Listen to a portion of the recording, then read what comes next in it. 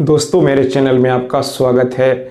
आपने अक्सर अपने दादाजी, पिताजी या फिर अपने घर के किसी भी सदस्य को वसीयत बनाते तो ज़रूर देखा होगा।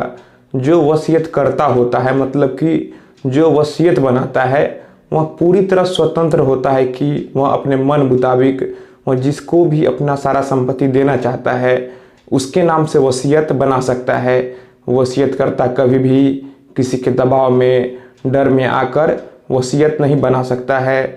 अगर कोई भी किसी को डराकर, धमकाकर या फिर धोखा देकर उससे वसीयत बनवा लेता है तो फिर ऐसे वसीयत का कोई भी वैल्यू नहीं है।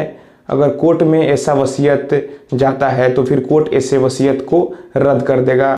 अगर मान लेते हैं आपने अपने कमाई से संपत्ति अर्जित की है, तो अगर कल को आप अपनी सारी संपत्ति किसी और को देना चाहते हैं तो फिर आप वसीयत के माध्यम से उस व्यक्ति को सारी संपत्ति दे सकते हैं। लेकिन एक बात का ध्यान रखिए, कभी भी जॉइंट प्रॉपर्टी का वसीयत नहीं बनाया जा सकता है, क्योंकि जॉइंट प्रॉपर्टी पर सभी का अधिकार होता है। अगर कोई भी पैतृक संपत्ति का या फिर जॉइंट प्रॉपर्टी का वसीयत बनाता है तो फिर ऐसे वसीयत का कोई भी महत्व नहीं है। ऐसा वसीयत पूरी तरह से इनवैलिड है। अगर मान लेते हैं आपने खुद की कमाई से कोई भी संपत्ति अर्जित की है और आप उसको अपने मन मुताबिक किसी और को उस संपत्ति को वसीयत के माध्यम से देना चाहते हैं, तो फिर आप वसीयत कैसे बनाएंगे?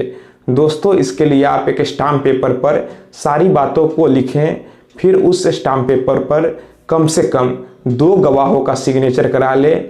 फिर आप उस स्टाम्प पेपर को ले जाकर रजिस्ट्री ऑफिस में जाकर रजिस्टर करवाएं, तभी वो वसीयत को वैध माना जाएगा। लेकिन अगर कोई भी वसीयत किसी से धोखाधड़ी करके, उसे ब्लैकमेल करके, उसे डराकर, धमकाकर तैयार करवा लेता है और अगर कल को कोर्ट में यह बात साबित हो जाता है तो फिर निश्चित ही कोर्ट उस वसीयत को रद्द कर देगा। तो दोस्तों, कभी भी पैतृक संपत्ति का वसीयत नहीं बनाया जा सकता है, ना ही ज्वाइंट प्रॉपर्टी का वसीयत बनाया जा सकता है। लेकिन अगर आपने खुद की कमाई से संपत्ति अर्जित की है तो आप मन मुताबिक उस संपत्ति का वसीयत बना सकते हैं। बस आपको स्टाम्प पेपर पर सारी बातों को लिखना होगा।